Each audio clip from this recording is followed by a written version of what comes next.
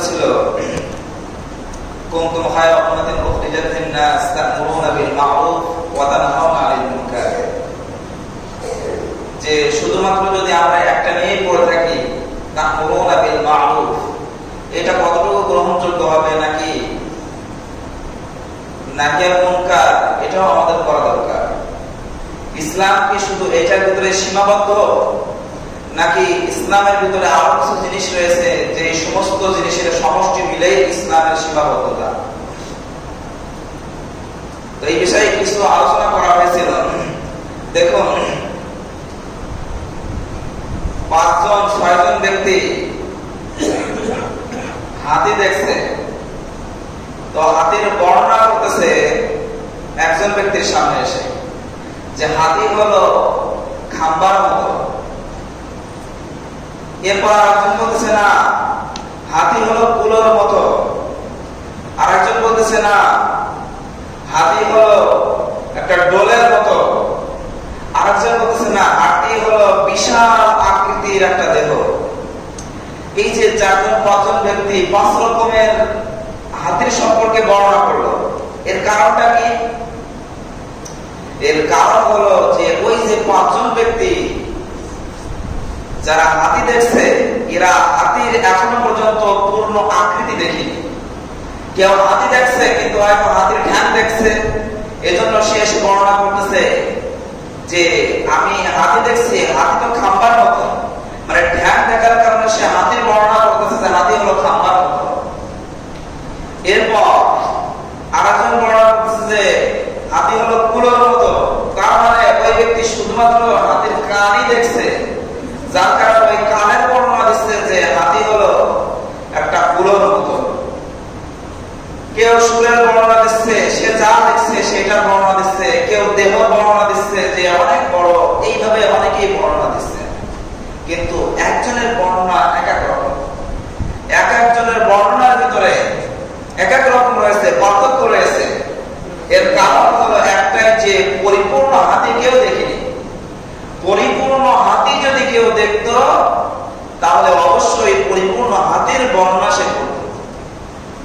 একজন পরিপূর্ণ হাতি দেখনেওয়ালা বলতো যে তার ঠ্যাং এমন, তার চোখ এমন, তার কান এমন, তার সুর এমন, এবং বিশাল দেহের অধিকারী একটা বস্তু, এই পুরা সমষ্টির নামই হলো একটা হাতি। কিন্তু পরিপূর্ণ হাতি না দেখার কারণে এক একজনে এক এক রকম বর্ণনা করতেছে। প্রিয় ভাই, আজ ইসলামকেও এক একজনে এক এক রকম বর্ণনা শুরু করে দিয়েছে। এর কারণ হলো কি, ইসলামকে পরিপূর্ণ কেউ দেখতে পাইতেছে না, পরিপূর্ণ ইসলাম সম্পর্কে কেউ ধারণা গ্রহণ করতেছে না। 2-4টা আমি বাংলা কিতাবাদি পড়তেছি, আমার 2-4টা আরবি কিতাবাদি পড়া থাকতেছে, ওর ভিতরেই আমার যা সীমাবদ্ধ আছে ওইটা জেনেই আমি ক্ষান্ত হয়ে ওইটাকেই আমি বর্ণনা করতেছি। তাহলে হাতির একজনে ঠ্যাং দেখছে, তো ওই ঠ্যাঙের বর্ণনা করতেছে।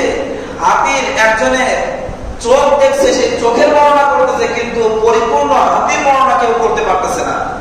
প্রিয় ভাইরা, পরিপূর্ণ ইসলামের যে একটা বর্ণনা আছে, এই বর্ণনা যদি আপনার ইতিহাস সম্পর্কে না জানা থাকে, যদি আপনার ইসলামের আকীদা সম্পর্কে যদি না জানা থাকে, ইসলাম সম্পর্কে পরিপূর্ণ যখন আপনার ধারণা না থাকবে, তখন আমি ইসলামের কিভাবে আপনি পরিপূর্ণ ব্যাখ্যা দিতে পারবেন, কিভাবে আপনি তাফসীর করতে পারবেন? একটা তাফসীর করতে গেলে ওই আয়াতটা কখন নাজিল হয়েছে, কোন পরিপ্রেক্ষিতে নাজিল হয়েছে, কি অবস্থা ছিল সেই সময়ে। অনেক আয়াত আছে যে আয়াত কোরআনের ভিতরে আছে, কিন্তু সেই কোরআনের ভিতরে আছে কিন্তু ওর অর্থ এখনো বলা নেই। এরকম আয়াত রয়েছে, আমি তো তাফসীর করতেছি, আমি তো সবকিছু করতেছি। এজন্য প্রিয় ভাইরা, হাতিকে যে পরিপূর্ণ দেখি না, সে পরিপূর্ণ হাতির বর্ণনা দিতে পারবে না। যেমন ওই 4 ব্যক্তি দিল। ইসলামকে যে পরিপূর্ণ দেখি না, ইসলাম সম্পর্কে যার পরিপূর্ণ জ্ঞান নাই, সে কখনো ইসলাম সম্পর্কে পরিপূর্ণ জ্ঞান দিতে পারবে না। তার ভিতরে কমতি থাকবে, কমতি থাকবে, আর জ্ঞানের কোনো শেষ নাই, জ্ঞানের কোনো শেষ নাই। তো দেখো, আজ আমরা তো ইসলামকে সীমাবদ্ধতার ভিতরে নিয়ে চলে আসছি। একজন ব্যক্তি হার্টের রোগ হয়েছে, এখন সে ডাক্তারের কাছে গেছে, গেলে ডাক্তার তাকে ওষুধ দিতেছে হার্টের রোগের জন্য। এখন তার হার্টের সমস্যা, এখন ডাক্তার বলতেছে যে এই ওষুধগুলা খেলে তোমার হার্ট ভালো হবে, কিন্তু কিডনিতে তোমার একটা প্রভাব ফেলবে। কিন্তু তুমি যদি সঠিকভাবে যদি মানে খাও তাহলে কোনো সমস্যা হবে না, কিন্তু যদি তুমি এর উলট পালট যদি খাও তাহলে এর প্রভাব কিডনির উপরে পড়বে। তো যাই হোক, সে সেবন করা শুরু করে দিয়েছে, আর এই ধারণা করতেছে আমি হার্টের রোগী, আমি কিডনি জেনে যাই যাক, কিডনি নষ্ট হয়ে যাক, আমি আগে হার্টের রোগের হাত থেকে আমি বাঁচি আগে। আর যদি কিডনির সমস্যা হয়েছে, সে ডাক্তারের কাছে যেয়ে বলতেছে যে হার্ট জেনে যায় যাক, আমার আগে কিডনির চিকিৎসা করো, কিডনির জন্য আমার অনেক সমস্যা হচ্ছে। আর একজনের মাজায় সমস্যা, সে ডাক্তারের কাছে যেয়ে বলতেছে আমার মাজার সমস্যা আগে সমাধান করো, আর শরীরে জেনে যে রোগ আছে সেগুলো যায় হোক কোনো সমস্যা না, কিন্তু আমার মাজার সমস্যার সমাধান করো আগে। আর ইসলামকেও কেউ জিহাদের ভিতরে সীমাবদ্ধ করে ফেলতেছি যে জিহাদ না করলে ইসলাম না, আবার কেউ শুধুমাত্র তা'মুরুনা বিল মা'রুফের ভিতরে সীমাবদ্ধ করে ফেলতেছি যে শুধুমাত্র দাওয়াতি কাজ না করলে ইসলাম নয়, আবার কেউ শুধুমাত্র নাহি আনিল মুনকার এর ভিতরে সীমাবদ্ধ করে ফেলতেছি যে যদি কেউ মানে নিষেধ না করে, নিষেধ করাটাই হলো ইসলাম, শুধুমাত্র দাওয়াতি কাজ করাটাই ইসলাম, শুধুমাত্র নিষেধ করাটাই হলো ইসলাম, শুধুমাত্র নামাজ পড়লে এর ভিতরে ইসলাম, শুধুমাত্র হজ করলে এর ভিতরে রয়েছে ইসলাম। কিন্তু পরিপূর্ণভাবে যে আমি হার্টের চিকিৎসা করছি কিন্তু আমার কিডনির রোগ হয়েছে, সেটাও তো চিকিৎসা হওয়া দরকার। আমি কিডনির চিকিৎসা করতেছি, আমার এদিকে চোখের সমস্যা রয়েছে, সেটাও তো চিকিৎসা করা দরকার। এত রোগ আমার শরীরের ভিতরে রয়েছে, কিন্তু আমি একটাকেই প্রাধান্য দিচ্ছি যখন যেটা সমস্যা আমি বেশি দেখতেছি। প্রিয় ভাই, ইসলাম এই ভিতরে সীমাবদ্ধ না, এই সমস্ত কিছু মিলেই ইসলাম। আর সমস্ত কিছু মানতে হবে, সমস্ত কিছু মানার পরে আমি ইসলামের ভিতরে আসতে পারবো, না আমি ইসলামের ভিতরে আসতে পারবো না। আমি অনেক জ্ঞানের অধিকারী কিন্তু নামাজ পড়ি না, আমার জ্ঞানে কি করবে আমাকে?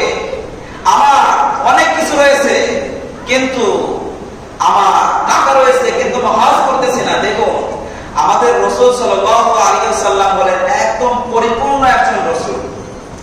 এই রাসূলের বক্তব্য যখন আমরা শুনি, যদি আমরা কোরআন তেলাওয়াতের বক্তব্য শুনি, তখন মনে হয় কি, মানে কোরআন তেলাওয়াতের যখন ফজিলত শুনি তখন মনে হয় যে শুধুমাত্র কোরআন তেলাওয়াত করলেই জান্নাতে চলে যাবে। হাদিসের ভিতরে আসছে রাসূল সাল্লাল্লাহু আলাইহি ওয়াসাল্লাম বলেন যে প্রত্যেকটি হরফে 10টি করে নেকি পাওয়া যায়, না বুঝে পড়লেও। যদি কেউ বলে যে না বুঝে পড়লে কোনো লাভ নাই, তাহলে সে মূর্খ, বদ্দীন অথবা ওয়ার্জি। এটা হাদিসের শব্দ। প্রত্যেকটি হরফে কমপক্ষে 10টি করে নেকি পাওয়া যায়। যখন একজন শুনতেছে যে প্রত্যেকটি হরফে 10টি করে নেকি পাওয়া যায়, তখন কেমন যেন মনে হচ্ছে যে কোরআন তেলাওয়াত করলেই আমি জান্নাত পেয়ে যাব। এটা একটা ফজিলত। আচ্ছা, অন্য একটা ফজিলতের দিকে আমরা যাই। রাসূল সাল্লাল্লাহু আলাইহি ওয়াসাল্লাম বলেন কোন ব্যক্তি যদি তার মায়ের দিকে নেক দৃষ্টিতে তাকায়, তাহলে একটা কবুল হজের সওয়াব পাওয়া যায়। তাহলে কি হজ করার কোনো প্রয়োজন আছে?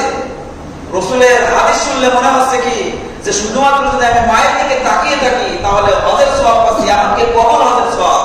আমার যে হারাম টাকা আছে, এই টাকা দ্বারা যদি আমি হজ করি, হজ কবুল হবে কোনো গ্যারান্টি নাই।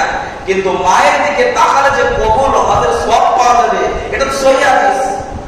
তাহলে রাসূলের এই হাদিস শুনলে মনে হচ্ছে কি যে আমি যদি শুধুমাত্র মায়ের দিকে তাকিয়ে থাকি তাহলেই আমার জান্নাত। এরপরে জিকিরের সম্পর্কে আসুন। রাসূল সাল্লাল্লাহু আলাইহি ওয়াসাল্লাম বলেন যে ব্যক্তি জিকির করে তার এই ঠোঁটকে জিকিরের মাধ্যমে তরতাজা করে রাখে, সর্বদা আল্লাহ তাআলার তাসবিহ পাঠ করতে থাকে, তো রাসূল এক হাদিসের ভিতরে বলেন যে মৃত্যুর সময় ওই ব্যক্তির জন্য কলেমা নসিব হয়। সুবহানাল্লাহ। তাহলে আমি যদি এই হাদিসের দিকে তাকাই তাহলে মনে হয় কি যে শুধুমাত্র নামাজ কালাম বাদ দিয়ে শুধু জিকিরই করি আমি, কারণ জিকিরের ফজিলত রয়েছে। অন্য এক হাদিসে রাসূল বলতেছেন যে কোন ব্যক্তি যদি 5 ওয়াক্ত নামাজ জামাতের সহিত আদায় করে, তো এই ওয়াক্ত থেকে নিয়ে ওই ওয়াক্তে যখন ওযু করতেছে, ওযু করার পর সাথে সাথে তার এই ওয়াক্ত থেকে ওই ওয়াক্ত পর্যন্ত যে গুনাহ করেছে সমস্ত গুনাহগুলো আল্লাহ মাফ করে দেন। তাহলে এই হাদিস শুনলে মনে হচ্ছে কি যে আমি শুধুমাত্র ওযু করলেই নাজাত পেয়ে যাব, ওযু করলে নামাজ পড়লেই আমি নাজাত পেয়ে যাব। কিন্তু প্রিয় ভাইরা, তাহলে রাসূল তো শুধুমাত্র মায়ের হাদিসটা বর্ণনা করেই ক্ষান্ত হয়ে যেতেন, কারণ মা দিকে তাকালেই তুমি জান্নাত পেয়ে যেতে। শুধুমাত্র জিকিরের হাদিস বর্ণনা করেই ক্ষান্ত হয়ে যেতেন, তাহলে মায়ের হাদিস বর্ণনা করতেন না। শুধুমাত্র আপনার নামাজের হাদিস বর্ণনা করে রাসূল আর কোনো হাদিস বর্ণনা করতেন না, কারণ এই উম্মতের জন্য একটা হাদিস জান্নাতে যাওয়ার জন্য যথেষ্ট, 5 ওয়াক্ত নামাজ। হজের হাদিস বর্ণনা করতেন যে একবার হজ করলে তার জিন্দেগীর সমস্ত গুনাহ মাফ হয়ে যেত, আর কোনো হাদিসের প্রয়োজন হতো না। কিন্তু কেন তিনি জিকিরের ফজিলত বর্ণনা করলেন? কেন তিনি নামাজের ফজিলত বর্ণনা করলেন? কেন তিনি মায়ের ফজিলত বর্ণনা করলেন? কেন এই যে এত প্রকারের ফজিলত কেন রাসূল বর্ণনা করলেন? এর উত্তরটা কি? রাসূলের তো কোনো যুক্তি ছিল না এখানে যে আমি এই যে হাদিস বর্ণনা, একটা হাদিস করলেই তো যথেষ্ট ছিল। প্রিয় ভাই, এই সমস্ত সমষ্টিগত ভাবেই হলো ইসলাম। আপনি শুধু নামাজকে পড়বেন, মার খেদমত করবেন না, মার সাথে খারাপ ব্যবহার করবেন, আবার নামাজ পড়বেন, জান্নাতের আশা করবেন, কখনোই সম্ভব না। আপনি হজ করবেন, এদিকে হারাম সম্পদ আপনার থাকবে, ওইটা দ্বারা হজ করবেন, আবার ওই হাদিসের উপরে আমল করতে যাবেন, ইসলামের আরো বিধান রয়েছে, সমস্ত বিধানগুলো ছেড়ে দিয়ে, তো এইটাও আপনার জন্য গ্রহণযোগ্য হবে না। এজন্য প্রিয় ভাইরা, ইসলাম হলো এই সমষ্টিগত যা কিছু বললাম, এই আরো কিছু রয়েছে, এই সমস্ত মিলাই হলো ইসলাম। শুধুমাত্র আমরা যদি একটাকেই যদি ফলো করি, একটা আমি জানি, ওই একটাকেই যদি আমি ধরে রাখি, তাহলে ওই একটার নাম ইসলাম নয়। এজন্য আমি শুধুমাত্র দাওয়াতি কাজ করব, কখনোই হবে না। এজন্য আল্লাহ তাআলা রাব্বুল আলামিন বলেন, কুনতুম খায়রা উম্মাতিন উখরিজাত লিন-নাস, যে এই উম্মতকে আমি যে শ্রেষ্ঠ উম্মত করেছি শুধুমাত্র তা'মুরুনা বিল মা'রুফ করার জন্য। অবশ্যই দাওয়াতি কাজ তো করতেই হবে, দাওয়াতি কাজ করা ছাড়া কোনো উপায় নাই। ওয়াতানহাউনা আনিল মুনকার, তবে আপনি মুনকারকে ছেড়ে দিবেন। মানুষ একটা অপরাধ করতেছে, সেটা থেকে আপনি নিষেধ করবেন না, তা তো কোনো হবে না, আপনাকে নিষেধও করতে হবে। আমি গত সপ্তাহে বলেছিলাম যে উপমহাদেশে ইসলাম 1857 সালে যখন আলেমদেরকে পুড়িয়ে হত্যা করা হয়েছিল, আমি বলেছিলাম যে 80 জন আলেমকে উলঙ্গ অবস্থায় রেখেছিল আর 80 জন আলেমকে পুড়িয়ে দিচ্ছিল। আর ওই সময় ইংরেজরা তাদের কাছে জিজ্ঞাসা করতেছিল যে তোমরা বেঁচে যাবে, যারা উলঙ্গ অবস্থায় রয়েছে তাদেরকে বলতেছে যে তোমার ভাইদেরকে পোড়ানো হচ্ছে, তোমাদেরকে ছেড়ে দেওয়া হবে, তোমরা বেঁচে যাবে যদি তোমরা বলো যে আমরা আজাদী আন্দোলনে আমরা শরীক ছিলাম না। তখন সমস্ত আলেমরা তখন এক বাক্যে বলল যে না, আমরা হলাম ইসলামের সৈনিক, আমরা আজাদী আন্দোলনের শরীক হয়েছি, যদি আমাদের এই আগুনে পড়ে যদি মৃত্যু হয় তারপরেও আমরা বলবো যে আমরা আজাদী আন্দোলনের সৈনিক। তারা বলতে রাজি হয়নি, স্বীকার হয়নি। তো দেখুন, ইতিপূর্বে স্পেন শাসন করছে মুসলমানরা, শুধুমাত্র তা'মুরুনা বিল মা'রুফ করেছে, পরবর্তীতে তাদের অবস্থা দেখুন। তুর্কিস্তান শাসন করছে মুসলমানরা 950 বছর, তো তাদের পরবর্তী অবস্থা দেখুন যে কি অবস্থা তাদের হয়েছে। প্রিয় ভাইরা, একজন মহিলা সে বিশাল বিপদের মধ্যে রয়েছে, এমন তো অবস্থায় জেলের ভিতরে ওই জালেম সরকার তার নির্যাতন করতেছে, একের পরে এক নির্যাতন করতেছে, করতে করতে করতে করতে এক পর্যায়ে ওই মহিলা একটা তার উর্নিতে তার আঙ্গুল কেটে রক্ত দ্বারা লিখতেছে হাজ্জাজ বিন ইউসুফের কাছে, হে হাজ্জাজ বিন ইউসুফ, আমি জানি তুমিও একজন জালেম বাদশা, কিন্তু আজ আমাকে এই হাজ্জাজের এই প্রান্তে একটা জায়গাতে আমাকে আজ ভীষণভাবে নির্যাতন করা হচ্ছে, কষ্ট দেওয়া হচ্ছে, তাই আমি এই উর্নির আসলে আমার এই রক্ত দ্বারা আমি লিখলাম এবং তোমার কাছে পাঠালাম। যদি তুমি এর বিচার না করো তো কিয়ামতের ময়দানে আমি আল্লাহর কাছে এই উর্নি নিয়ে উঠবো আর বলবো যে ওই শাসক আমার কোনো বিচার করি নাই, আমাকে এত পরিমাণে নির্যাতন করেছে কিন্তু ওই শাসক আমার বিচার করি নাই।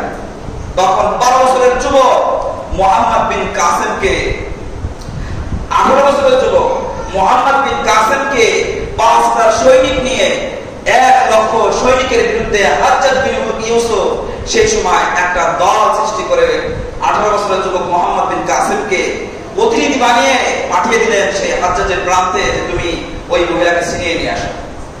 এই যে প্রতিরোধ শুরু হয়েছে, শুধুমাত্র দাওয়াতি কাজ করতে পারতো। হযরত ঈসা আলাইহিস সালামের জামানায় এমন ছিল যে আপনি একটা চড় মারছেন তো মানুষ বলবে যে ভাই আপনি যে চড় মারছেন আমাকে, আপনার হাতে তো ব্যথা লাগেনি, আমার কাটানোর বারটা মারেন। ঈসা আলাইহিস সালামের জামানার যে কওম ছিল তাদের অবস্থা ছিল এমন। কিন্তু মুহাম্মদ সাল্লাল্লাহু আলাইহি ওয়াসাল্লাম যখন আসছে তখন ওনার প্রথমে দাওয়াতি কাজ করছে, এরপর পরে শুরু হয়ে গেছে যখন প্রতিরোধ করা। মদের আইন আসছে, তো মদের ব্যাপারে মক্কা নগরীতে মদিনাতে কেউ মদ পান করতে পারবে না। চেনা আয়াত আসছে, চেনা বন্ধ। মদের আয়াত আসছে, মদ বন্ধ। সুদের আয়াত আসছে, সুদ বন্ধ। এই যে প্রতিরোধ, আপনি একটা চড় মারলে তো সাথে সাথে চড়ের বিনিময়ে চড়। আপনি একজনের হাত কেটে দিয়েছেন, হাতের বিনিময়ে হাত। একজনকে আপনি হত্যা করেছেন, হত্যার বিনিময়ে হত্যা। আপনি কেন শুধুমাত্র তা'মুরুনা বিল মা'রুফের ভিতরে সীমাবদ্ধ যে আজ আমি শুধুমাত্র দাওয়াতি কাজ করব, শুধুমাত্র দাওয়াতি কাজ করব? এটা করলেই ইসলাম দুনিয়াতে প্রতিষ্ঠিত হয়ে যাবে। কারণ দাওয়াতি কাজ করতে করতে করতে করতে এক সময় সমস্ত মানুষ এই দাওয়াতের দিকে চলে আসবে। আমি উদাহরণ দিয়ে বলেছিলাম যে একটা পাত্রের ভিতরে ময়লা গেছে, নাপাক পানি, নাপাক পানির ভিতরে আপনি মধু, দাওয়াতি কাজটা তো মধুর চাইতেও মারাত্মক, মধুর চাইতেও ভালো দাওয়াতি কাজ। তো আপনি সেই পাত্রের ভিতরে ময়লা, পাত্রের ভিতরে আপনি মধু ঢালতেছেন ঢালতেছেন ঢালতেছেন, এক সময় দেখা যায় ওই পাত্রের যে ময়লাটুকু আছে ওই ময়লাটাও এক সময় মধুতে পরিণত হয়ে যায়। একটা মাসালা শুনাইছিলাম। তো যাই হোক, কিন্তু ওই পাত্রের ময়লার অংশটুকু যদি এই মধুর পরিমাণের চাইতেও যদি বেশি হয় তখন অবস্থাটা কি হবে? দাওয়াতি কাজ করলে চলবে? তখন পুরো পৃথিবী জুড়ে কয়েকজন আলেম আছে, কয়েকজন মানুষ দাওয়াতি কাজ করতেছে, জায়গের মহৎ গ্রামের ভিতরে কয়েকজন মানুষ দাওয়াতি কাজ করতেছে, আর কত হাজার মানুষ এই গ্রামের ভিতরে রয়েছে। তো অধিকাংশই তো না পাওয়া। 5 জন পাক এসে কি কখনো ওই 2000 মানুষকে পবিত্র করতে পারবে? কখনোই পবিত্র করা সম্ভব নয়। এজন্য প্রিয় ভাইরা, শুধুমাত্র যদি আমরা তা'মুরুনা বিল মা'রুফ করি তাহলে কখনোই এই সমাজ পবিত্র হবে না। এই সমাজকে যদি আমাদেরকে পবিত্র করতে হয় তাহলে ওয়াতানহাউনা আনিল মুনকার এবং ইসলামের যে বিধানগুলো রয়েছে সমস্ত বিধান আমাকে মানতে হবে। একটা মানবো আর একটা ছেড়ে দিব, এটা করলে কখনোই আপনি ইসলামের ভিতরে পরিপূর্ণভাবে আসতে পারবেন না। আল্লাহ তাআলা রব্বুল আলামিন বলেন, ইয়া আইয়ুহাল্লাযীনা আমানু দুখুলু ফিস-সিলমি কাফা, ইয়া আইয়ুহাল্লাযীনা আমানু দুখুলু, ঈমানদারগণ তোমরা পরিপূর্ণভাবে ইসলামের ভিতরে প্রবেশ করো। এখানে বলেন যে এক কোণা থেকে প্রবেশ করো, পরিপূর্ণভাবে ইসলামের ভিতরে প্রবেশ করো তোমরা। ইয়া আইয়ুহাল্লাযীনা আমানু দুখুলু ফিস-সিলমি কাফা, পরিপূর্ণ যদি আমাকে ইসলামের ভিতরে প্রবেশ করতে হয়, এখানে আবার আমানু শব্দ কেন ব্যবহার করলেন?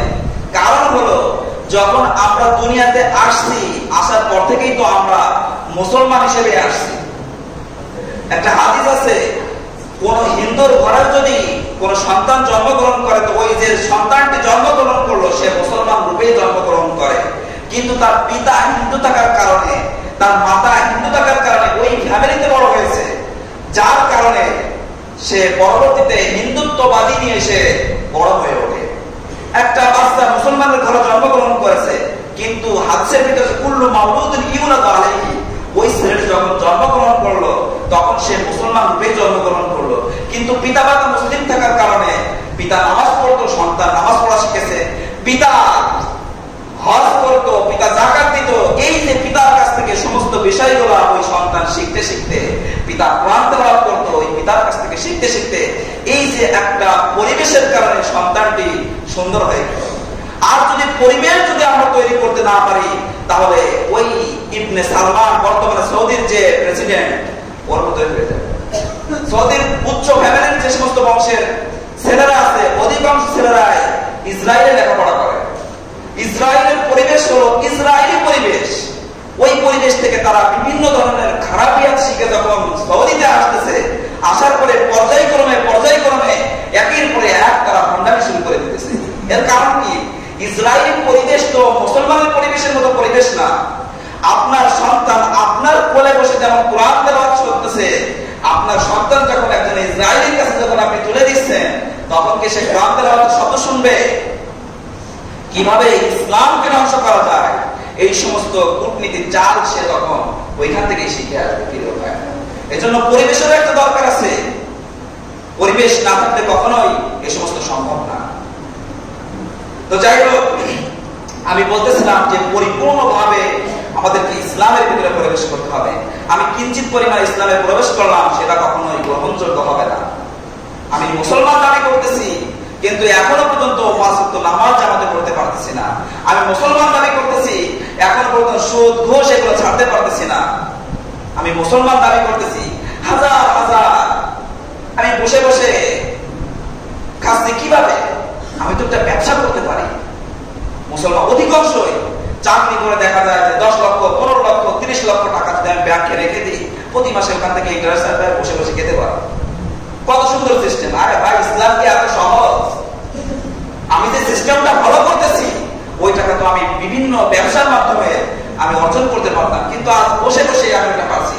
সুখ, প্রিয় ভাইরা, ওই সুখ একদিন তোমার জন্য হাদিসের ভিতরে দুটো শব্দ ব্যবহার করছে এক জায়গাতে, এই সম্পদ তোমাকে কিয়ামতের ময়দানে যখন কবরের ভিতরে তুমি থাকবা, তো সাপ বানিয়ে তোমার গলায় পেঁচিয়ে দেওয়া হবে, আর ওই সাপ তখন বলবে দংশন করতে থাকবে।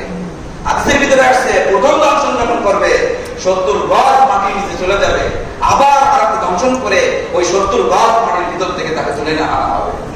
তো আল্লাহ তাআলা আমাদের সকলকে পরিপূর্ণভাবে ইসলাম মানার তৌফিক দান করুন। ওয়া কাদা ওয়া আলহামদুলিল্লাহ।